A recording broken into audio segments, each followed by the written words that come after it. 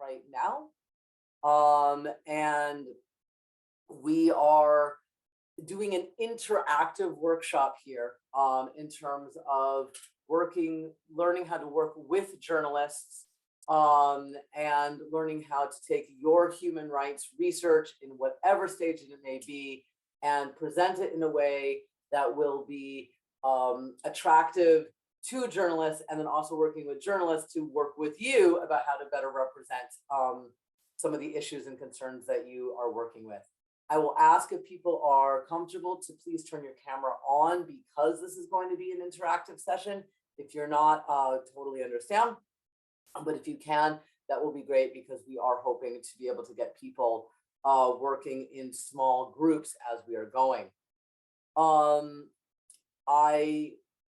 The video is stopped by host.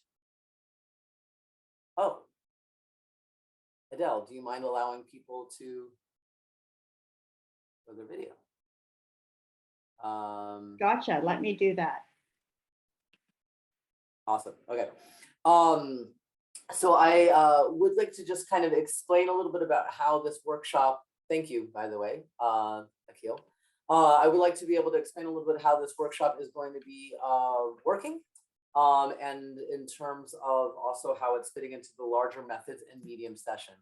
The Center for Human Rights Research is a center at the University of Manitoba that works to support human rights research with faculty, staff, graduate students, and undergraduate students, as well as community-based scholars. And one of the things that has come across over the years is that folks not only want some content basis, but also wanted to have a space to learn how to make their research more accessible, more present, more available and usable in various spheres. So that's why we call it methods and mediums. And this is the third session that we've had in this series. The first one was regarding podcasting. The second one was called Spreading the Word, looking at interviewing or oral histories and statement taking. And then we are having another one taking place on May 6th regarding artistic methods for human rights research that are going to be taking place at the Canadian Museum for Human Rights. This workshop, however, is specifically learning how to work with journalists, how to bridge those worlds. And we are joined by two journalists, two esteemed journalists, very grateful. Lenard Monkman, who is Anishinaabe from Lake Manitoba First Nation, a reporter with CBC Indigenous, and has been a reporter and journalist since 2016. On a personal note, I first became aware of Lenard when I had recently moved to Winnipeg and pitched a story from my Muay Thai gym of a Métis teacher who was going to the international competition. And he came to our Muay Thai gym and filmed us all getting beat up by her. And it was an excellent story that ended up going throughout all of CBC outlets throughout the country. We are also joined by Helen Fallding, who, as you can see, is in sunlight and green because she is currently in Australia. Helen Fallding is a lifelong human rights activist who ran women's centers in Toronto and Victoria, BC, and helped the Carcross Tagish First Nation negotiate land claim, co-founded Yukon's first gay organization, and helped support refugees. She graduated with gold medals from the University of Guelph in biology and the University of Western Ontario with her master's degree in journalism. Her first job as a reporter was with Northern Native Broadcasting Yukon, the beat of a different drummer. Helen has worked for the Winnipeg Free Press as a reporter and editor for 13 years before becoming the first manager at the University of Manitoba Center for Human Rights Research. She recently moved back to Australia, where she was born. We are also joined by Adele Perry, who is the director of the Center for Human Rights Research, who for this particular session is going to be taking care of all of our technological needs. The way that we are going to be breaking up this actual event is having all of you actually speak a little bit about, just very briefly, 30 seconds or less, what kind of human rights research that you are most involved in. Then Lenard will be speaking a little bit in terms of some of his ideas about journalists working, what they're looking for in terms of with human rights stories, and some tips that he can share based on his experience as a journalist, a multimedia journalist. Helen will then be speaking, and then we're going into breakout sessions where you will actually be pitching your own story ideas to each other. Helen, Lenard, and myself will be floating in between these various breakout rooms. You'll be figuring out some of the story ideas amongst yourselves, then coming back to the big group. Each group will then pitch one larger story. And then we're going to be leaving time for questions and to be able to have some feedback. So I hope that that makes sense. Yes, fingers. Awesome. Okay. So without further ado, would folks like to just introduce yourselves in the room? In the virtual room. Let's start off with Akil. Hi, Lenard and everyone else. I'm a researcher, primarily investigating into the persecution of native traditions, minority Hindu traditions in southern India. I've been doing this for the last 5 years, and I've collected a huge volume of work in that area. And one particular area where I've been having a whole lot of problem is because of the political ownership of media, the story has no outreach or coverage. That's one area where I could hope, find a solution for, overcoming that problem. That's what I would like to take away from this session. Awesome. Thank you, Akil. Are you based in Winnipeg? No, I'm right now based out of Los Angeles. Okay. So thank you, Akil. Who else wants to just talk a little bit about who you are, what you're researching, and what you'd like to be able to get out of the session? I am not shy about picking on people if need be. Let's go to Sharon next. Okay, hi everybody. I'm Sharon Webb from McGill. I work at the Center for Human Rights at McGill. But I'm not a lawyer. My background is in English and humanities and communications and human resources. Well, anyway, those things. And what I'm particularly interested in is I'm actually interested in how communication is used as a form of violence. And that even things like the timing of messages, which are key in communications, can be absolutely brutal on people or on communities, sometimes by insensitivity, sometimes by intention. And I have sort of a fair bit of sort of documentation and stuff on this, and I'm interested, I guess, in seeing how to shape this into something that would could help. Could say something that needs to be said. And in what I've read, there's a gap a little bit in the literature for some of what I'm seeing. And I think the violence is really there. And so that's why I'm here. Well, thanks for having me. Thank you, Sharon. Who's next? Christine is next in the circle. Oh boy. Hi, I'm Christine Mazer. I'm here in North Wolseley, also the west end of Winnipeg, first Treaty 1 territory. And I'm the communications officer at the Faculty of Law. I guess I'm the in-house journalist here at Robson Hall. And it's my job to tell the stories of the students, faculty, and alumni, and what's going on at the law school. And I often field requests from journalists asking for, and just had one come in tonight regarding something that happened at the legislative building, and wanting to talk to different professors who have expertise in a certain field. And often by the way the journalists ask the questions, you can tell that they've already got a preconceived notion of how they want to spin their story. So it's, a lot of our professors don't even want to talk to journalists ever, because they're like, they'll just twist my words anyway, I won't even bother. So it's just really interesting. I really wanted to know, how do you talk to journalists, and what should I be doing as the in-house journalist, the PR person? So I'm curious. Journalists are weirdos. Let's go to Denise next, I guess. Denise, are you with us?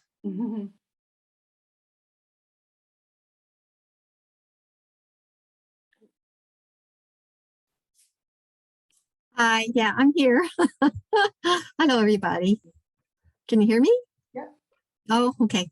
No, I just was curious. I see all these events being posted, and I was just curious. I wanted to participate and see what's going on.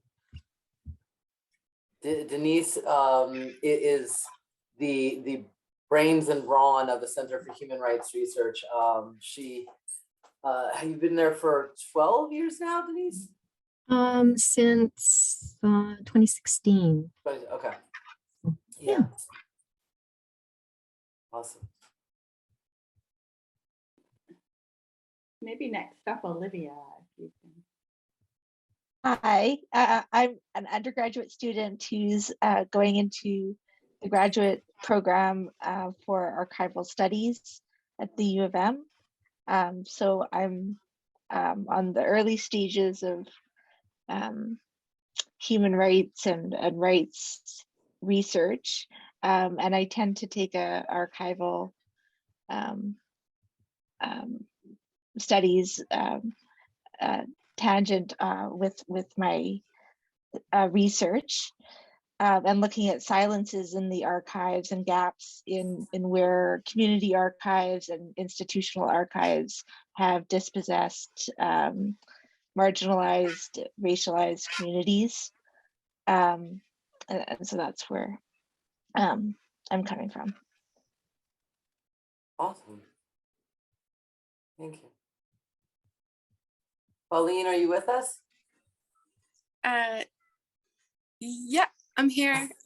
So I'm currently hiding in the basement to escape from kiddos. So I'm Pauline Tennant. I work at the Center for Human Rights Research. Hi, Helen. And so I was really excited to see this session tonight. My research is looking at settler colonialism in Canada. And I just graduated with my PhD in peace and conflict studies. And I guess I'm really interested in how storytelling and human rights issues can be used to sort of disrupt dominant narratives, and looking at like power and privilege and how we can use storytelling in that way. So I'm just really excited to be here and learn from everyone. And I may have to run in and out. My hiding spot has been revealed, so yes. But thank you, everyone. Awesome. So that really helps us kind of know who is in the virtual room. And it also really helps to show the variety of work that's being done, both very, very local and grounded, and then also, in a more global sphere. Lenard, would you like to say some of the thoughts that you would have from your perspective as a journalist who's been doing this since 2016 and is looking for stories and is pitching stories and doing it? Hold on for 1 second. Sure.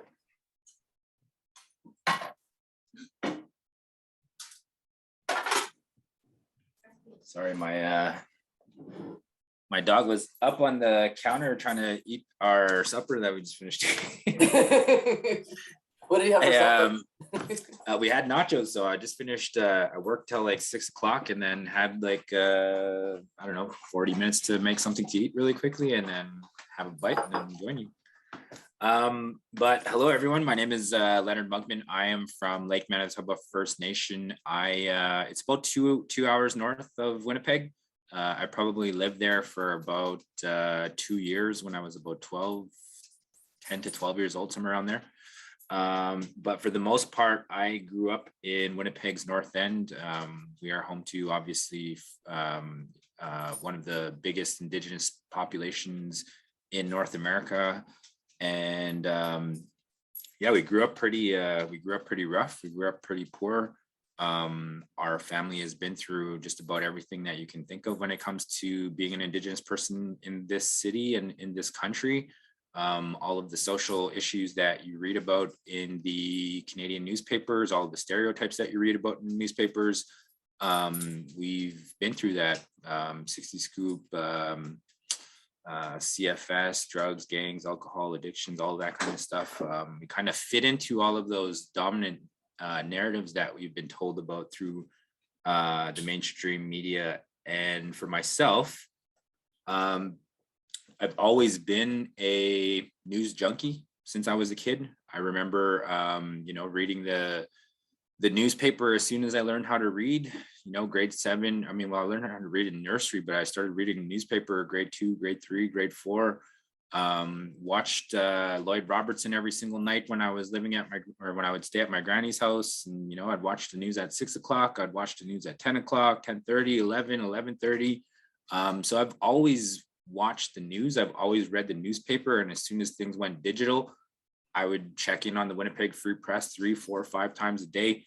And when social media started, that's when I started following people like, Kevin Sheaf, Negon Sinclair, Wob Canoe, following all of these people that were out there actively making changes.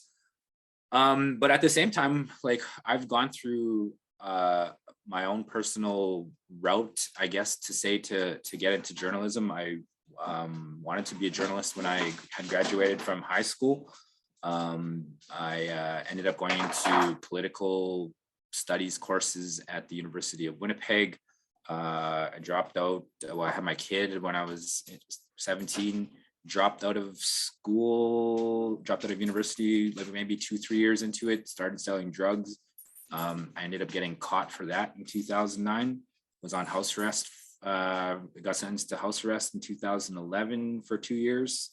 So I was done that in 2013, started slowly changing my life around after 2009. And then in 2015, we started up a magazine. It was called Red Rising Magazine. And that was us as a bunch of Indigenous youth filling in a need. I think it was maybe Christine that kind of mentioned it earlier about how, when you say a story to a reporter, it's not necessarily told the way that you wanted to tell it. And so we took that approach through the Red Rising Magazine to say, let's create a magazine where we have control over what is being said and it's being unfiltered in a way that we can say these things without this is the same reason why the Winnipeg Police started their Substack, because they get to control the narrative. And I think that, as an Indigenous youth-led magazine, that was is a pretty big undertaking. And I think a lot of people got burnt out by it. But at the same time, it was like, there's a need for that. And it was through that I it all kind of started off by writing on Facebook and writing on social media and just kind of like writing my thoughts and like turning it into a blog and then turning it into Red Rising Magazine and then getting opportunities to be involved with CBC. They pulled me into a 2-week contract in 2015 at the end of it for 2 weeks. I wrote one piece and then they liked what I did and it came back in January. And I said to myself in that January 2016, I was like, you know what, like I've always wanted to be here and I'm going to do every single thing that it takes to stick around here. I tell a lot of the younger journalists, it's easy to get inside a door. It's much harder to stick around. That's the hard part of being in the job. And as far what I was going to talk about in terms of research and stuff like that is really like identifying where the coverages that you listen to and the kind of things that you want to create a relationship with. right? And so if you're interested in, let's say, being a guest speaker on settler colonialism, you know, Indigenous issues, if you're an Indigenous studies professor or something like that, and you want to be able to comment on Indigenous stuff, you know, where are the people that are talking about these things? You know, you think about things like Power and Politics would be one, the Winnipeg Free Press would be one, CBC Radio would be one, and kind of identifying the media outlets, and not only the media outlets, but where that information is being shared. We live in a much different era than we did, let's say, at the beginning of 2010, right? You know, we'll use CBC's priorities as an example. CBC lives on CBC Gem. It lives on YouTube. It lives on Snapchat. It lives on Twitter. It lives on, I don't know if there might be some on TikTok. You've got CBC Radio, you've got CBC Listen, you've got CBC Analog Radio, you've got, it's on digital TV. You can stream some of it on YouTube. So all of these different places of where this kind of stuff lives. And I try to be like, I try to kind of tap into all of these places where they are. And so when I'm thinking about content, I'm like, okay, that could live on Instagram, that could live on Twitter, that could live on Facebook. Here's another way to try this. And then another thing for researchers is kind of like the relationship part. The relationship part is probably the most important part for trying to get your research out there, is identifying who's already out there, right? And so if you were to look at somebody like Akil, who lives in Los Angeles and has a niche topic, it might not be niche to people that are living in India, but it would be, you know, who are the people that have done stories on this? Who are the outlets that are writing stories on this? Are there magazines that have covered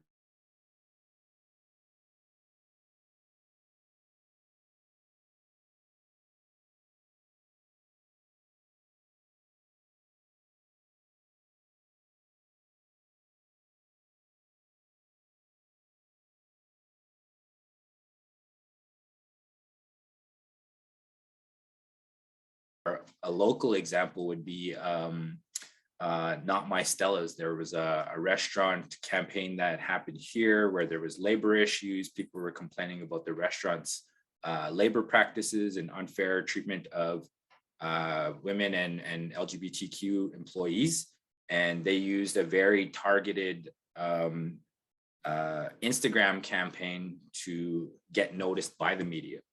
And sometimes you can start a campaign and you can have the strategy written behind it, and you go, you know what, like, I'm going to plan out 1, 2, 3, 4, 5 slides on Instagram, but before we get there, I'm going to follow Lenard Monkman, I'm going to follow Helen Fallding, I'm going to follow all of these other journalists that are working in this particular field, and then I'm going to tag them when these posts go live.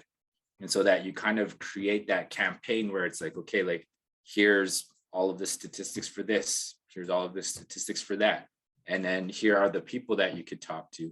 And so part of the thing for researchers, and this is something that Helen kind of brought up, was that when you're the main brain behind all of the research, sometimes you have to be comfortable with not being the main person in each story. You're not going to be the main person in the story. Like, let's say you're doing First Nations food sovereignty, and you have all of the research, and you have all of the background, and you have all of the data, and you have all of the stats. You could be the expert in that story, but what we need from that type of story is a person to drive that, right? And so that would be like, let's say we'll use Sharon Webb as an example. Sharon Webb has a vertical farm in Opaskwayak Cree Nation, right? And that's how we would drive that story. So we would use Akil's research, but Sharon is going to tell that story because Sharon is actually going through it, and Sharon lives in that community, and Sharon can say, you know what, here's how long I've been doing this thing for. So it's kind of figuring out, like, it's a little bit of the media literacy part, I think, is the most important piece of anything that I'm trying to say. But it's really trying to figure out, like, how do we get into the ear of journalists An easy way to do that is press releases, figuring out like, you know, what are people's emails? What are the personal call-in stations, you know, at CJOB, at Winnipeg Free Press, the feedback places. And so there's a lot of like, there's a ton of information that I'm sharing here. And that's kind of I'm trying to jam pack it all into 10 minutes. And so, yeah, I mean, I have a whole bunch of stuff and like, I'm trying to be as useful as possible. So I think we'll leave it at that for now. And then maybe we'll pass it on to Helen. Is that more than 10 minutes? That was great, Leonard. And it was 11 minutes. No, and this is really good because it kind of gives us some no, not to keep with the dinner metaphor, but some food to you know, food to chew on. And then you know, Helen, you know, you'll be giving some of your thoughts as you know as well. And then that's why we're going to go into the breakout rooms so that you all can actually pitch a story idea that you have. We're going to float in there and out so that we can kind of take some of these ideas that Leonard has given us, that Helen's going to be giving us, and then try and put it into practice with our own stories, our own issues that we care deeply about. Helen? So greetings from beautiful Brisbane, where it is noon on Friday. When I was working at the University of Manitoba Centre for Human Rights Research, part of my job was to help professors to pitch their research stories to reporters and also to write opinion columns. So I'm just going to talk a little bit about how that works, give you a few tips on doing that. First thing to keep in mind is that you've got a couple of minutes to get a journalist's attention. You have to start with the results of your research and why it matters, like right up front. And you do that whether you're pitching verbally or in writing. You might pitch verbally by phoning up a reporter and saying, hey, I've got this new research, or I've done some research that's actually relevant to something you wrote about yesterday. You can also pitch in writing, quick email, or if you have some research results that are a really big deal, you might want to ask the University of Manitoba's communications team to help you write a news release and distribute it formally to every media outlet in the city or the country, whatever is most relevant. So I'm just going to share my screen for a sec and talk about these 4 story elements. So it's a simple formula, but you can use it as a kind of checklist to see whether you're ready to actually make your pitch to a journalist. First of all, there's got to be something new. No matter how interesting your research is, there has to be something new about it. So thinking of it as an example, in 2010, the Winnipeg Free Press wrote a bunch of stories about the lack of running water in Island Lake First Nations. And the lack of running water itself is not actually new. That situation had been going on for decades. So there needed to be a news hook to take that from a terrible ongoing situation to something that's in the news. And the news hook in that case was the H1N1 flu outbreak. It was having a really disproportionate effect in Island Lake. A lot of people were dying. Pregnant women were losing their babies. And it was partly because of the lack of running water. People couldn't wash their hands. They were living in houses with a whole lot of people there. And so the flu was just taking off in a much more extreme way than was happening in the city, or even in First Nations that did have proper running water. Next thing is context. Academics are used to giving a lot of context in the stories or in the journal articles that they write, but for a news story, you need just a little bit of context, a little bit of what do we already know about this situation before this news broke, or what's a general issue that's in the public consciousness right now or being discussed by politicians right now before an election, something like that. Number 3 is impact, and this is the most important part. This is the so what piece of your story. who does this story, who does this news affect? How does it affect them? Why do we care? Why do we care right now? And you'll have journalists ask you that so what question. Don't be offended. They just need you to focus in on, like, why should I be spending my time on this today when there's a whole bunch of other things happening? And the fourth one is the human dimension. Lenard just talked a bit about this. As journalists, we always talk about real people. We need a real person to tell the story. And I'm sorry, researchers, you usually don't count as a real person in the journalism world. But sometimes what you can do is help facilitate a reporter's access to that real person who's directly affected by the human rights issue that you're studying. And I always talk about it as being, you're the backup band as a researcher to the people whose lives are directly affected. Now, researchers tend to be a bit wary about this. They say, well, that's anecdotal evidence. Whoever is, telling this story directly affected, that's just an anecdote. But it's the way that human beings learn. We learn through stories. We learn through personal stories. And, that's just the way it's most effective and works. Academics are also sometimes wary about the ethics of putting a vulnerable person on the front line like that. And I think it's important to remember that it's, quite often people directly affected want to tell their own stories. They don't want you to tell it for them. And they don't necessarily want to be anonymous. Obviously, not everyone is in that position, but you can often find someone who really is happy to stand up. So once you've got those four elements in mind, you should be able to sum up in 1 or 2 sentences what your story is about. So imagine you're on a phone call to your aunt and you have to tell her what this exciting research is that you've just finished, and you have like 1 minute to do it. Really quick phone call, no jargon. What is it you have to talk about? And when you're able to do that, that's when you're ready to call the reporter. So I'll give an example of a story that came out of some research recently at the university. So Shirley Thompson is a professor in the Natural Resources Institute at U of M. And late last year, she published an article in a journal about how the high rates of COVID in Manitoba First Nations were actually, she could link that to the lack of infrastructure on reserves, like the poor housing and the poor water services. So when she publishes that, she could say, you know what, I think this is worth a news story all by itself. And it could be, some media outlets might consider that, just professor finds link, direct link. But the way it played out is the way it more commonly plays out, which is that the news story research became the background for a news story about case numbers rising in Manitoba First Nations. So the news hook was cases are going up in Manitoba First Nations. People then say, well, why is that happening?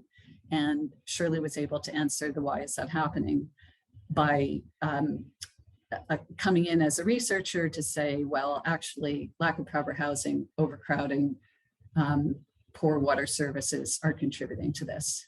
So if we're running through our checklist, we've got the news, we've got the text, Shirley's providing the context.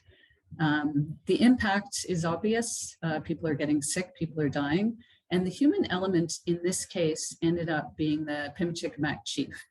He talked about his own community, what was happening, people that he knew and loved who were being affected by this. So he's the person on the ground, he's the human element, and Shirley's the background, because she's a step removed from it. She's not living on that First Nation.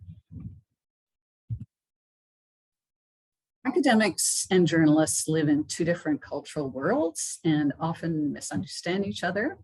And often they think each other are kind of incompetent because they're not playing by the same rules. So I just wanted to run through some of the rules that reporters are playing by that might be a bit foreign to you.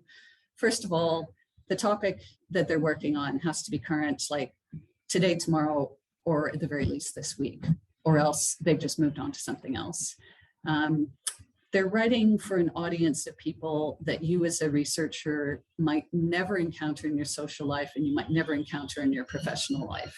You have to be thinking about preaching to the unconverted with whatever point you're trying to make. because you're not talking to your peers. You're talking to people who don't understand your jargon and may view the world in a completely different way than you do. They have hundreds of words to work with, which is not very many. So you may do a brilliant interview for half an hour and get quoted for one sentence, but that's pretty standard. Don't be offended by that. They have to fit maybe quotes from several other people into that few hundred words. Articles are published or broadcast, usually not that polished. A reporter writes it, maybe an editor reads it, done. And that's not the way academics are used to writing. The deadlines are typically hours away. Every once in a while, someone has the leisure as a reporter working on a story for a week or so, but most of the time, the deadline's a couple of hours away. They have to file to social media. They have to file to a newscast, or by the time they leave work, for the paper that's coming out the next day. And what that means to participate in that process, you pretty much have to drop everything you're doing when you either get a call from a reporter or you want to contribute to something. Like if you hear a newscast, they're talking about an issue that you know a lot about, you feel like they're off on the wrong track, they're missing some really important facts, drop what you're doing, phone the reporter right away. Say, this thing that you wrote a story about yesterday, I actually have some information that might be useful for a follow-up. You can't sit around for a week or two and think about whether you should call, because by that point, it'll be old news. News writing has no footnotes. And when you agree to an interview with a reporter, you're giving blanket consent for everything that you say to be used however the reporter wants to use it, unless you've negotiated before you open your mouth to be off the record. Just assume that everything you say is kind of fair game. They're not going to come back to you to have you approve the quotes. They're not going to give you a chance to say, oh, I wish I hadn't said that. The timelines of daily reporting, it's just like whatever you say is whatever you said. And I think, Christine was talking about how academics often don't want to participate in that process because there's not a lot of control there. And my line is that some coverage, even flawed, is better than no coverage of an issue. And I think that academics, being among the only people who still have a vestige of free speech in our society, academic freedom, that you actually have a responsibility to use that and a responsibility to participate in public debate. Thing that people who are interviewed often get upset about is they'll see a story the next day and the headline will be something they think doesn't really represent what they said. Don't blame the reporter. Often the editor wrote the headline, reporter might not have seen it until they woke up the next morning as well. So it's part of the, to let go of trying to control the process in the interests of having something said rather than nothing said about the issue. So I'm just going to stop sharing my screen there. Now, in terms of writing opinion columns, point number one is you actually need to be opinionated. For the most part, the media are not interested in your neutral analysis. They want somebody who's got a clear opinion and you can back it up. The process is kind of similar to pitching a story. You do need all those elements. You need some news, you need some context, you need to explain the so what, and you need some kind of personal element so people can relate to it. You also need no jargon. And when you're starting to write an opinion column, start with, if it's about your research, start with the results of your research and what the impact is. Don't write it like you'd write a journal article. Don't start with background, research methods, and then way at the bottom, people figure out what your results are. You have to flip that. Start with your results, and somewhere in the opinion column, you can put in a little bit about how you got there, how you got those results, and a little bit about the context, but mostly people need to read in the first paragraph what the heck this is about, so that they know that it's worth continuing to read. And I worked for the Center for Human Rights Research in the role that Shana has right now. I did write up some media tips that are on the CHRR website under the resources tab. So it might be worth looking at those when finished. So just turning it back to Shana. Thank you very much, Helen. And I want to just say, can somebody explain, either you, Helen, or Leonard, what exactly an editor is? I think that actually would be important, just so that we kind of understand that gatekeeper.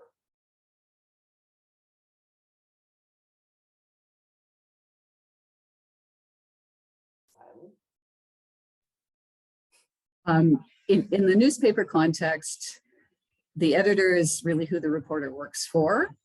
The reporter will be pitched a story. I might say, wow, that's a great story. I go to my editor. They might say, no, I don't care. Me, middle-class white guy, not affected by this. Who cares? Go away and find me something else. And also when I file the story, they're the ones who change it around with or without my permission sometimes, and slap the headline on it and have the final say. Leonard, do you want to add anything to that one, or? Yeah, I mean, like the middle-class white guy, I think would be true for a lot of organizations.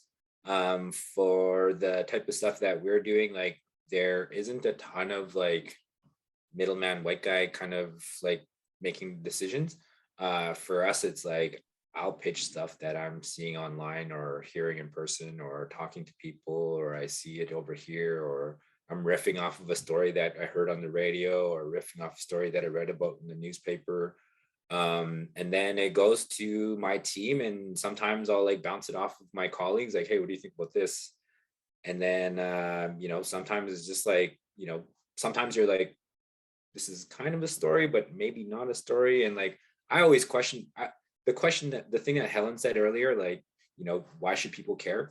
I always ask myself that all of the time too. And even when I'm pitching, I'm like, does anyone actually give a shit about this?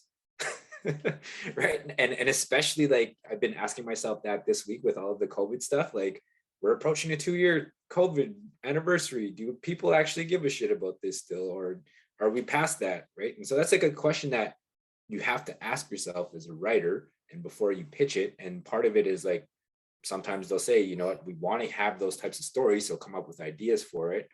And sometimes you just have to be like, hey, this thing is important to me, right? Here's an issue that's important to me. And this is what I tell people all the time. Like I always tell people, like, pitch stuff that's important to you, right? For me, all of the stuff that I've been through as an Indigenous person, there's like incarceration rates, there's poverty, there's class stuff, there's like education, land, clean water, that kind of, all that stuff is important to me. So I'm going to pitch that stuff all of the time, right? And if it's not important to me, then why should anyone else give a shit? So that's I guess the way that I look at it. Thank you. And also, if it's important to you, how do you make it important to others as well, too, who may have that kind of power, for lack of a better word. I want to also acknowledge that we have a new person joining us. Hi, Baziz. I'm not sure if you're there, but just want to acknowledge that we see you, and thanks for joining us here. So now that we have some ideas and some concrete ideas in terms of various tips, in terms of understanding the cultural differentiations in some ways between academia and journalism, in terms of time, in terms of mediums, in terms of how we understand importance, in terms of attention spans, all of that aspect, and in terms of what does impact look like. Now what we're going to do is we're going to break into 2 breakout rooms, and Adele is going to be doing the magic power here. Hi, Baziz, do you want to introduce yourself? Hi. Please. It's a pleasure to be here with you in this important meeting. I am Ba'aziz Al-Faqih. I am originally from Yemen, but I was born in Sudan. I was Dean of Faculty of Law in Sudan. My particular major is constitutional law, and I have many published papers, more than 14 about human rights, but in Arabic, not in English. I am newcomer here in Canada with my family. Now I am living in Ottawa. It's a pleasure for me to be here with you. Thank you very much. But I have relation with your university more than 6 or 7 years. Yes, so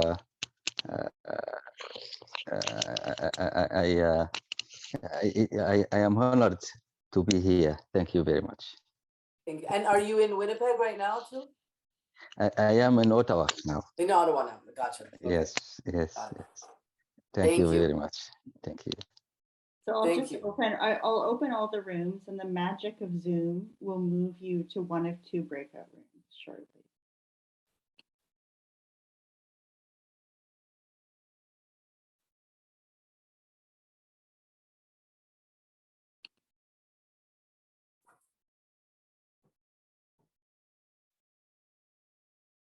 Hello.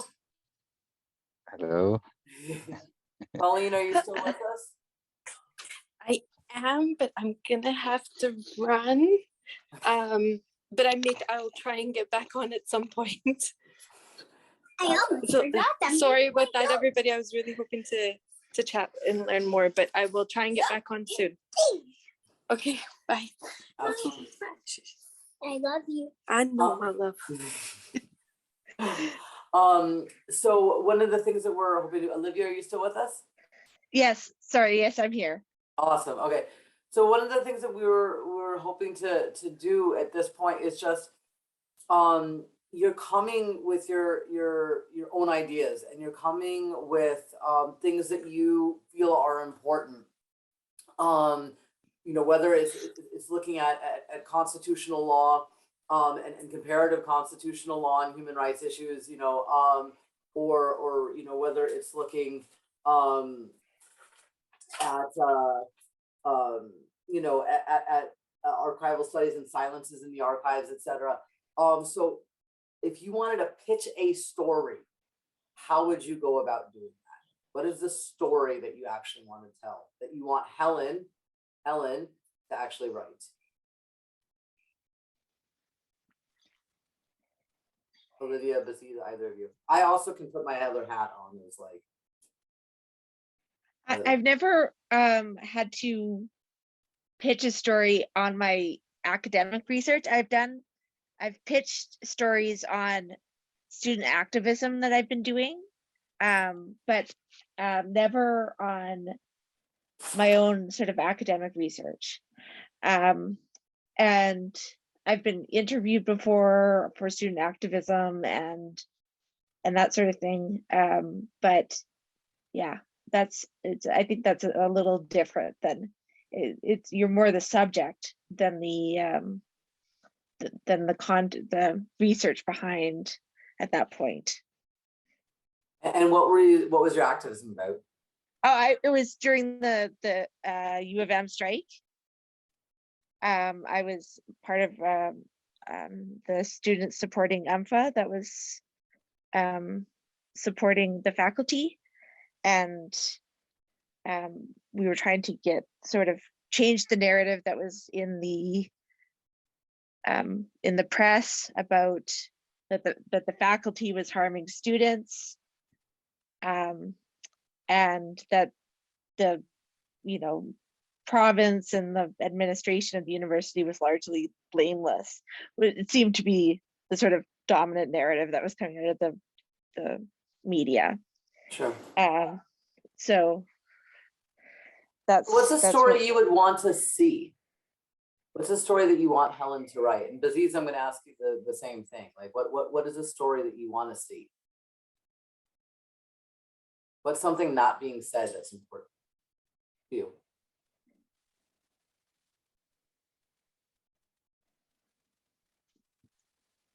I mean, I see all kinds of stories about, in my research, about silences in archives. I'm writing a paper right now on the Nova Scotia archive posting digitizing photographs of residents of Africville, which is a Black community that was on the outskirts of Halifax, and none of the pictures, well, very few of the pictures have names. So all the residents are unnamed, and so you have this erasure of Black identity, and it's open to everyone in the world to see these images. And so, well, I see that as important information that this is happening, and the community doesn't have any control over their own image. I don't know how to turn that into a story. My first thought is to start with the human element. You know, do you know anybody who's a descendant of a former resident who might recognize someone in one of those photos and be able to say, look, this is my grandmother. She has a name. I know approximately when this happened. This was her story. This is how I want the archives to actually be dealing with this. Yeah.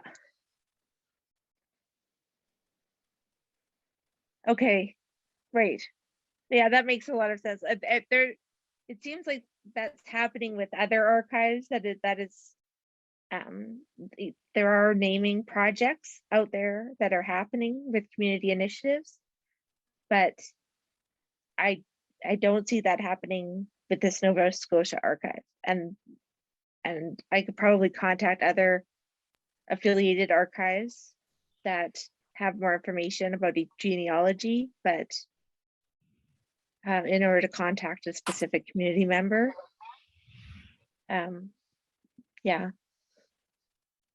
So I think one thing you could do is on your own social media is put out a question, like, if the archive isn't doing it, you put out a question, you say, does anyone recognize anybody in these photos? Let me know. And that could be the starting point for finding someone who might be willing to talk about their own family story. And what you just said about how other archives are doing naming projects, that's the context that you can bring as a researcher. You could say, like, there's another way to do this, folks. This is not 1980. Yes, yeah. This is 2022. This has been done before in other places, and you could show how it's been done in other places and how it could be done in Nova Scotia. Yeah. Yeah, Baziz, what's a story that you want to see? What's a story that you feel is important to tell and that you want to see, that you would want to see Helen write? Thank you very much. Because I came from the third world, Africa. I think the important thing that to focusing on the freedom of expression and the equality, racism, and refugees' rights. This is, I think, very important point. This thing. Thank you. And when you're saying refugee rights, do you mean refugee rights within the African continent, or refugee rights in Canada, and how like racism and refugees, how that's playing out? No, worldwide, all the in the world, yes, because there is some troubles now and wars in the world now, so there is many waves of refugees in Asia, Africa. So this is a very important issue. If you put my background now in because I came from this area, this culture. So this is very important case or issue for me at this time now. Aziz, I'm wondering if you could tell us about your most recent research publication and what that was about, and we could think about whether that might turn into a news story.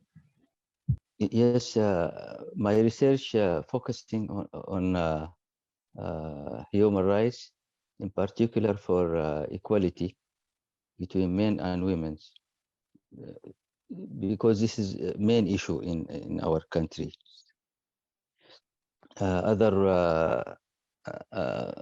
Also the freedom of expression, because the laws and authorities in our countries facing this this freedom, so nobody can use the media as he like, because the laws put it in corners. He cannot express it about himself and his thoughts or anything like this. So this is my researches was in these areas. Also, I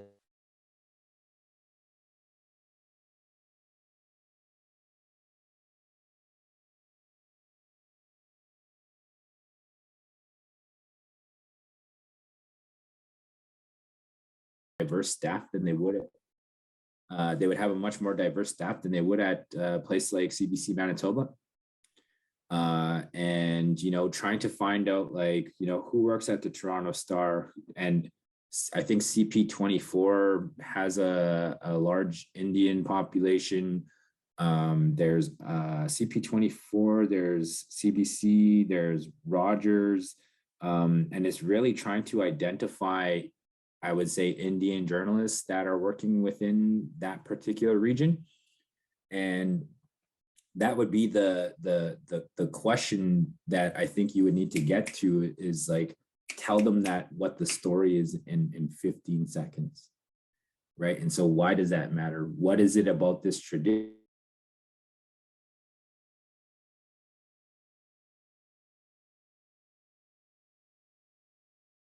Living in a country where her rights are really limited. She might want to talk about her daily life, but as you said, she probably can't speak openly without consequences, and the local media might be not at all interested in covering that.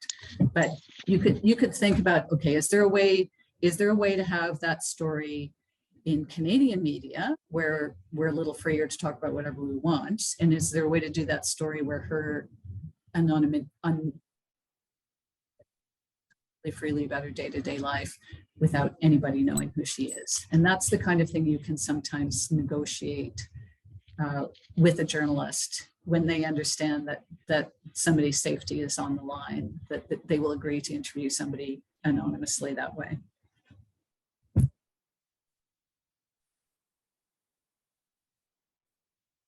Sorry, I had to go. I just wanted to let folks know we have about 2 minutes before we're going to go to the big room.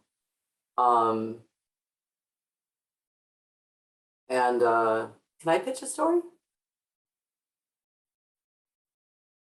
Aziz, Olivia, are you okay with that? Helen, are you okay with that? Oh yeah, go ahead. yes, So, yes, thank you.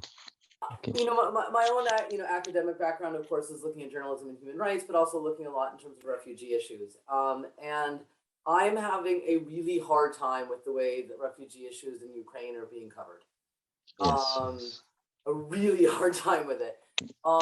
The Arab Middle Eastern Journalists Association put out an incredible statement in terms of just the Orientalist coverage that's been taking place. But I also just think really concretely, if we look at the way that the Polish authorities have responded to you know, to the Ukrainian refugees versus the way that they were responding to what was happening in Belarus, just the East and the West. Like there is a really serious story there. And there's a story I think that the Arab and Middle Eastern journalists need to tell. Important, yes. So, and I can't get a journalist to do it. The only one, I've seen Al Jazeera do it, and I've seen Hollywood Reporter do it, and that's it. And I've been trying to get CBC to cover it, and no one will bite. And I don't know why.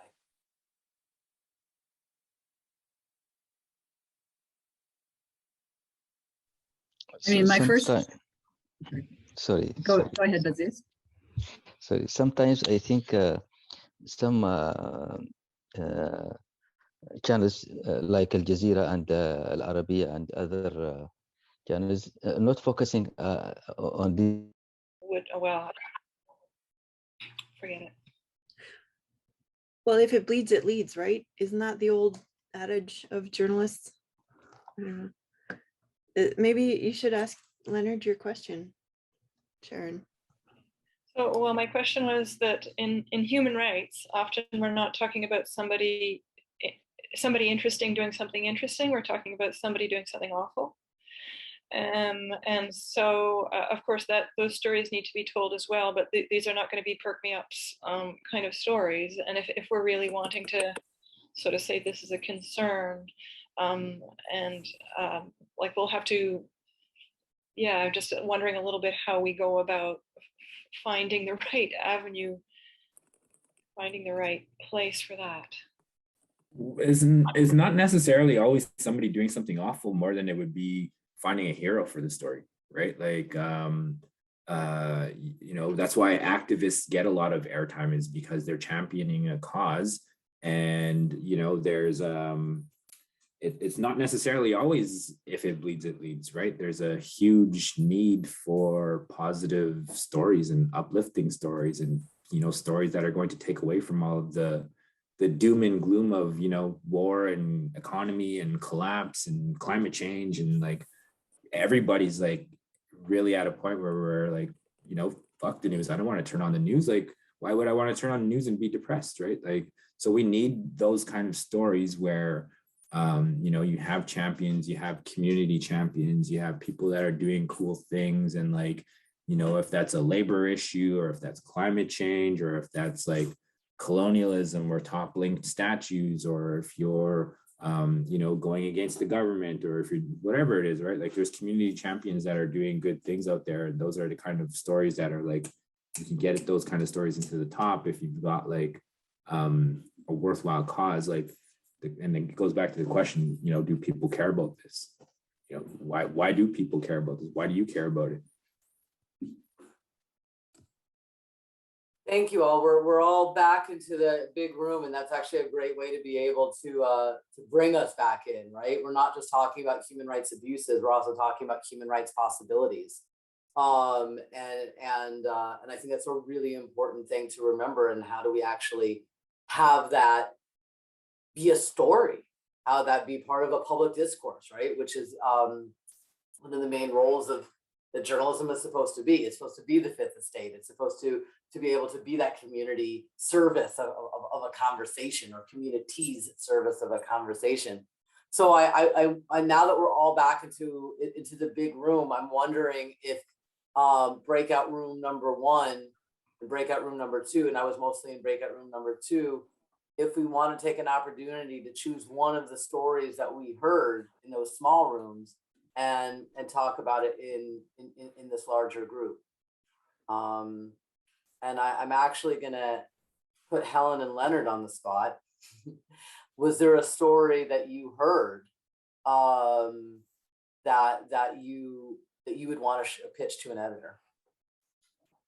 We talked about 2 different stories. Akhil mentioned that there were people in India that were kind of reviving 5,000-year-old traditions back in Toronto and Los Angeles, or in California, in the California region. And he talked about how it was a little bit difficult to kind of get coverage for that.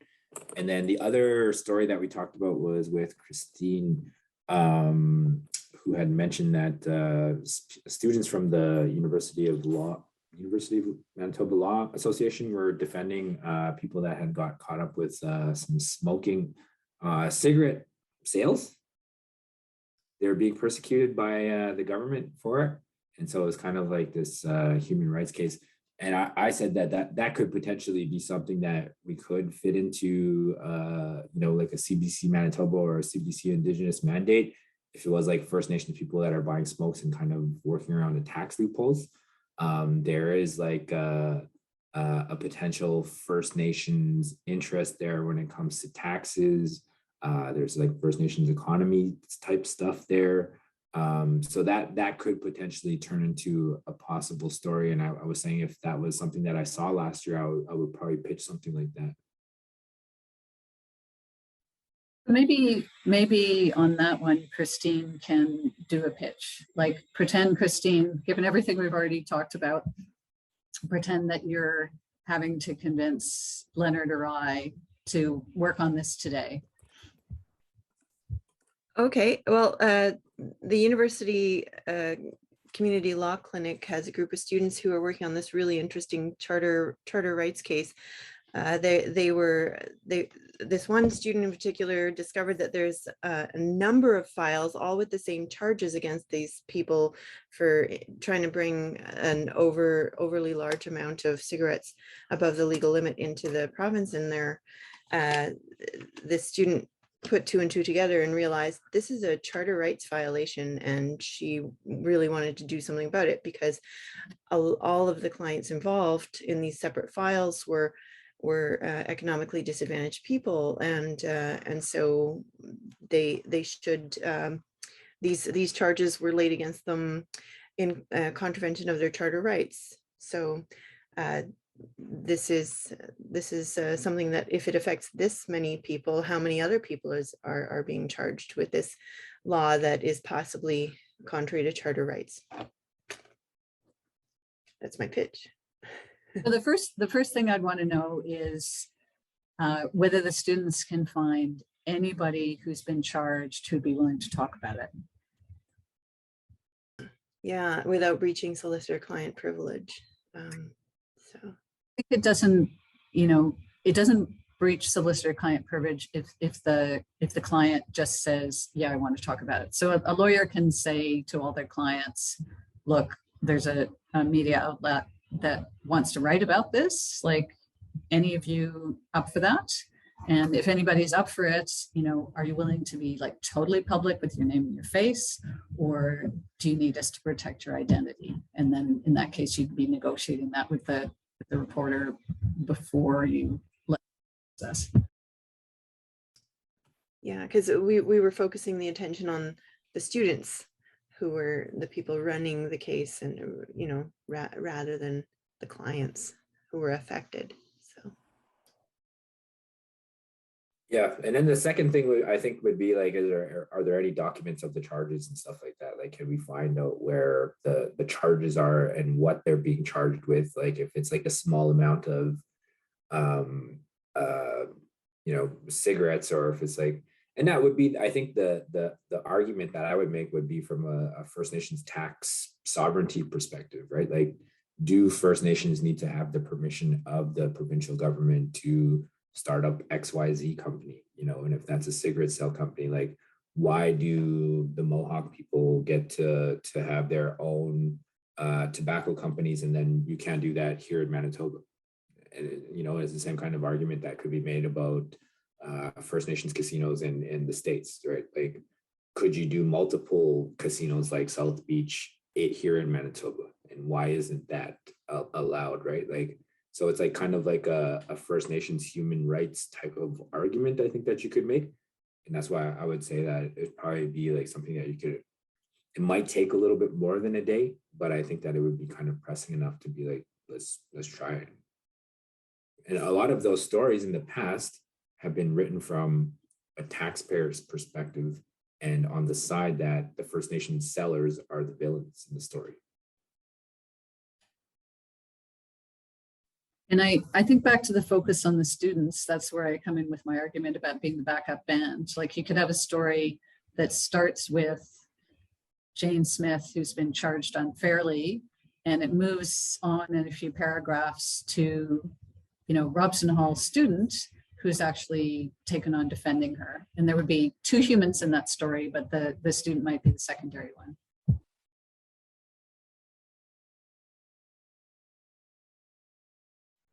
And Helen, what did you hear in our group? What story would you want to pitch to your editor? I mean, pretending that you weren't the editor at some point, but you were. But well, I was hoping that after our discussion, Olivia might be able to try to pitch something to Lenard, because I've already heard a little bit about what her story might be about Nova Scotia archives, and given her a bit of advice to how to pitch it. But maybe try, if you're willing, Olivia, pitch it to Lenard, who hasn't heard that story yet. Adele's sort of heard the story because I'm writing this paper for her class.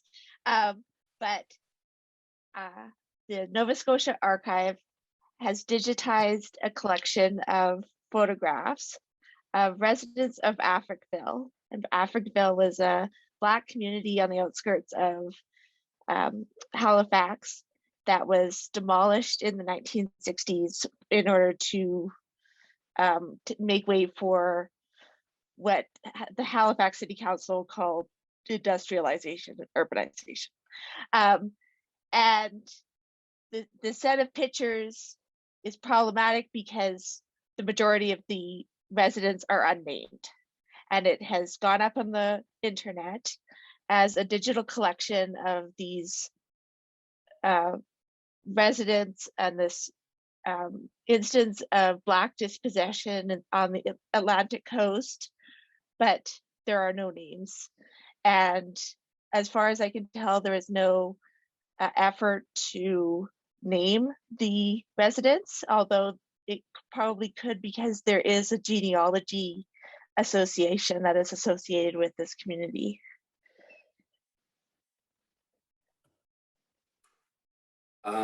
I recently did a digitization story where the National Center for Truth and Reconciliation is going to digitize all of their files through the NFB.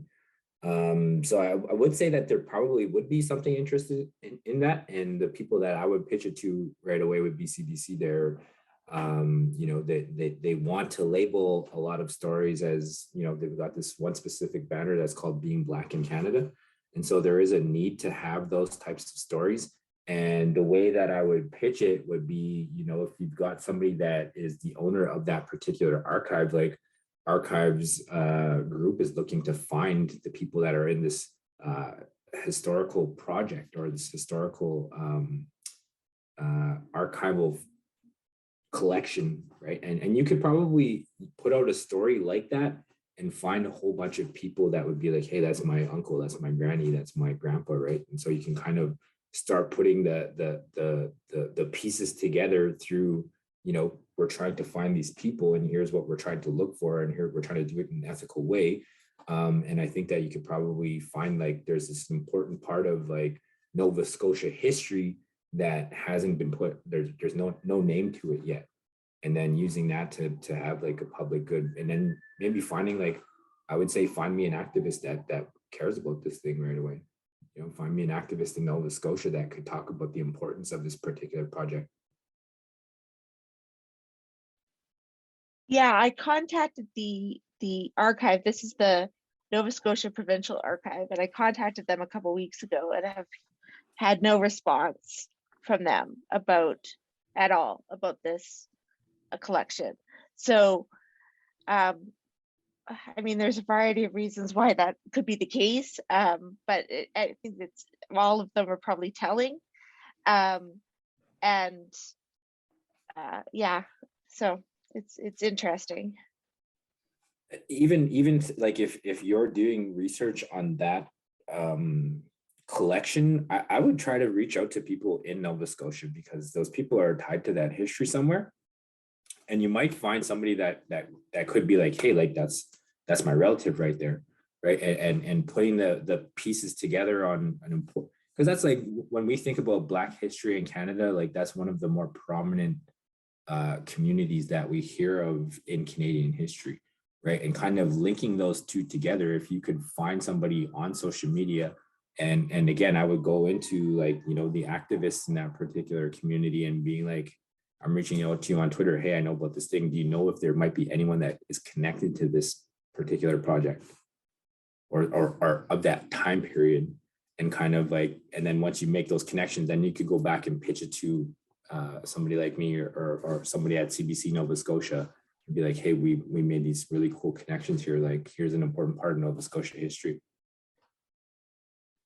I think what we're finding. Sorry. That's super helpful. Thank you. I think what we're finding in both these stories is that the hardest piece is the human element. That as a researcher, you find this stuff inherently interesting, but that you have to go that other step of how do you emotionally engage an audience that doesn't find it inherently interesting, you know, and how do you bring in that human element? And that is sometimes the hardest work there. You know, I give an example of somebody who wanted to write the story about solitary confinement and, you know, all the research about it, but it's like, you got to find me someone who's been in solitary confinement or this isn't a story. And, you know, that is not an easy thing to do. So if you put that kind of work in up front before you make your pitch, you're so much more likely to get a journalist interested, and you're so much more likely to have people remember the story afterwards. I'm just thinking actually of something I recently heard, and I think it's the podcast Twisted Histories of Canada, where they were looking actually at this unnamedness, right? Like, and they were using the picture, the kind of classic picture of the young Indigenous boy who went in, you know, to residential school one way and came out the other way, and how this had been used over and over and over again to kind of, in the beginning, to kind of promote how great residential schools were, and in the end to, you know, currently to be like how terrible they are. But he never had a name. And one of the things that this podcast did is they actually like looked into like, who was this boy? And then from there, looking at what does it mean and what is the violence of not naming, and, you know, in that way. So I think that was a really good example of how that concept got explored, but through a real story and a historical story. I want to turn this actually for the last like 5, 10 minutes over to you guys, and just free-flowing questions that you may have for Lenard, for Helen, you know, for each other, you know, perhaps, but yeah, well, what are some questions that you may have here? So in my previous job before law school, I worked as communications at the CHRR Institute of Musculoskeletal Health and Arthritis, and as part of that, had to go to different conferences, one being on knowledge translation, which is this big, it seemed, you know, coming from communications and background, it seemed like a bunch of sciencey people trying to learn how to talk to each other, or how to speak English. Yeah, and it was like knowledge translation was this huge buzzword, and there was like all these people delivering papers and on knowledge translation, and they were the most incomprehensible research papers I had ever heard. And it, so what have you guys heard about the phenomenon of knowledge translation, and are any researchers like Helen, did you ever have to do any work in that area when you were assisting professors at CHRR? And so what is your experience with this knowledge translation? Does it work? Is it useful? Or should we just keep doing what we're doing, writing press releases? I don't know, like, you know. I think it could be useful when you when you bring people down to earth and you say, okay, you know, there is working with the mainstream media, but there's also creating your own websites and creating your own podcasts. And if you do want to control the message, you can put it out there yourself, as long as you have some sense of how to get it out there. And things like the website, The Conversation, are really great that way. You know, it's sort of academic run, as rigorous academic standards, but they also get people to write in normal human language about the kind of research they're doing. So I think, yeah, I think it's useful as a broad overview, but you constantly, when you're working with academics, you constantly have to bring them back to ground and say, okay, let's do a video. If you do a video, it's got to be less than 5 minutes long. And we don't want to see all that much of talking heads in it. You know, we need some beautiful videos and some landscapes and some animals and, you know, all sorts of other things. So just, yeah, just helping people get things out in a way that's touching regular people. Thank you. Yeah. Lenard pointed out one interesting thing, at least from my point of view, that you know, the things that I'm researching or talking about is something that the Indigenous folks would, you know, relate with more readily. Like it's about revival of old traditions and all of that, as opposed to the regular mainstream. So would it make sense for me to go and pitch to the Indigenous reporters or outlets, and then move on to the mainstream? For like in my particular example, like we work for CBC Indigenous, and so most of our mandate revolves around us reporting on specifically Indigenous issues. And so, you know,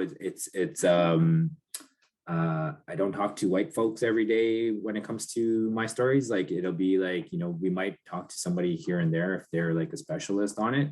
But if there is like let's say, for instance, the Africaville story, if there are parallels with the Indigenous community, like we would still probably pass that on to somebody like CBC Nova Scotia, right? And if it was an Indian story that was happening here in Manitoba, I would pass that on to CBC Manitoba because it's not a part of our mandate. Even if there are like cultural parallels that are happening, it's still like not a part of our mandate to be reporting on, like, you know, Indigenous people in Australia or even sometimes Indigenous people in the United States, right? And so it's kind of like outside of our particular scope.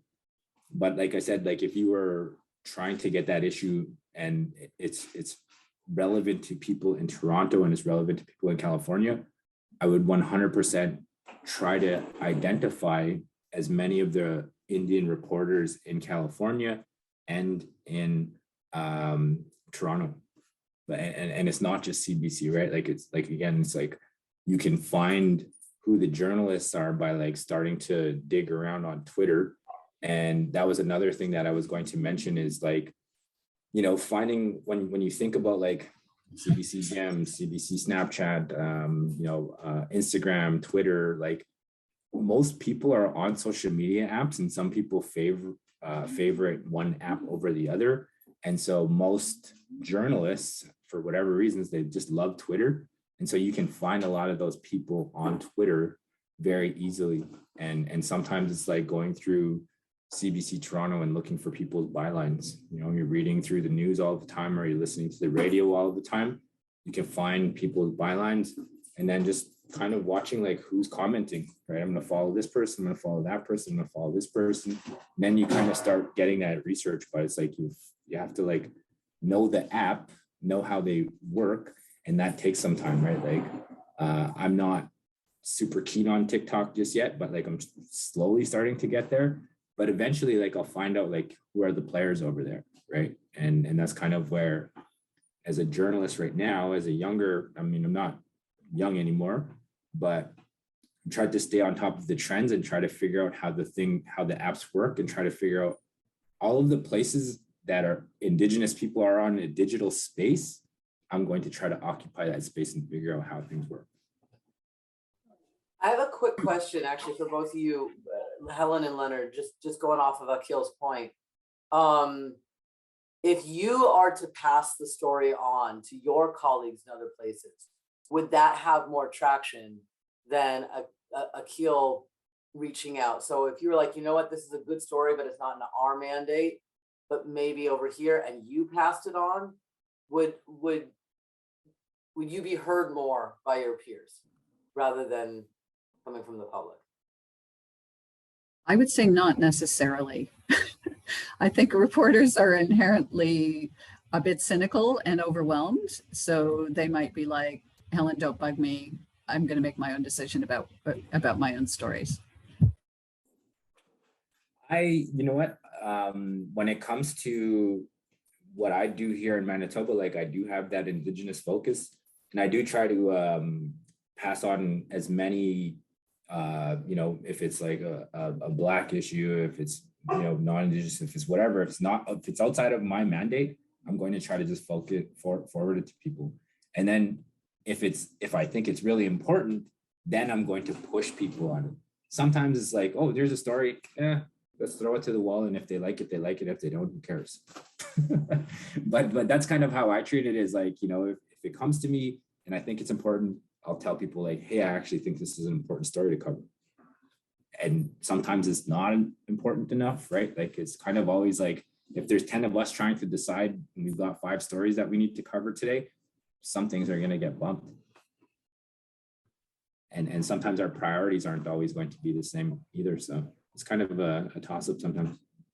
And on that point, you know, sometimes your story is brilliant, but a pandemic's happening, and you know, 9 out of 10 stories are about the pandemic. It's timing can be an issue as well. But back to Akil's original point, I think if there's some publication somewhere in the world that deals with international Indigenous issues, they might be more interested in your story, especially if the people who are reviving their traditions consider themselves to be Indigenous to somewhere in India.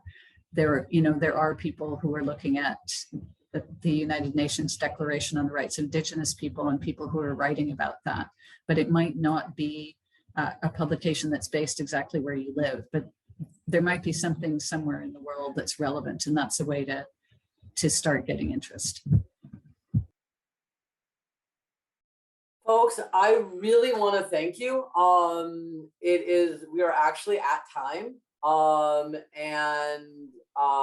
This is also the first time that we've done an evening session, so we really weren't sure how it was going to go between dog eating nachos, or maybe nacho eating dogs, and like I keep thinking that my son is going to wake up because he's 10 months old.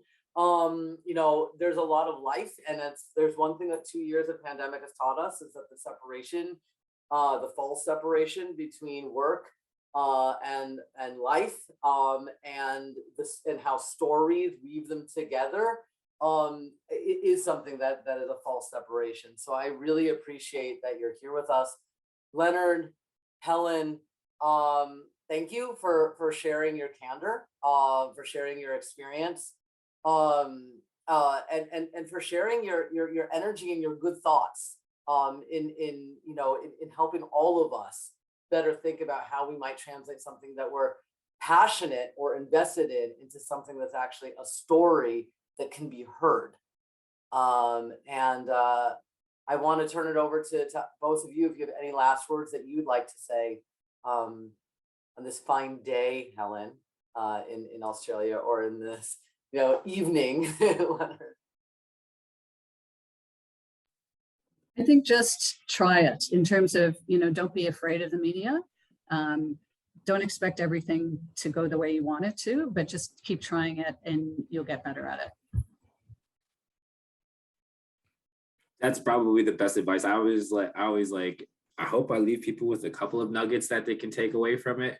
But it's really like, sending people random messages on Facebook or Twitter or Instagram or wherever, right? Like, and there's some people that message me every single day, and like, they're just like, hey, hi. And like, just being friendly, but it's not, if it's like, okay, like you got to try to filter out, like I get hundreds of messages all of the time, but it's like, if you've got something that's good and it's ready, give it a shot, and don't get discouraged if you only tried one. Like, try to figure out like as many different people that could potentially cover it to kind of get it in there. Awesome. So I hope everyone learned something. At least I appreciated the time. I appreciate everybody kind of joining us. It was nice to chat this evening. Awesome. Thank you very much. I mean, the goal of this is to help kind of bridge those cultural worlds, and I hope that happened. Folks, I want to invite you to you know, to take place in other methods and mediums workshop. The next one is May 6th. It's going to be taking place at the Canadian Museum for Human Rights with Bruno de Olivia Jaime, who's going to be working with us together to make a human rights mosaic, to look at artistic methods in terms of human rights. That's the next one that we have. If you have ideas of things that you want to see, let us know, and hopefully we'll be able to kind of turn into reality, and maybe we can turn to Leonard and turn it into a story even. So thank you so much, folks. I really appreciate it. And thank you, Adele, for all of your technological magic. Take care, folks. Thanks, everyone.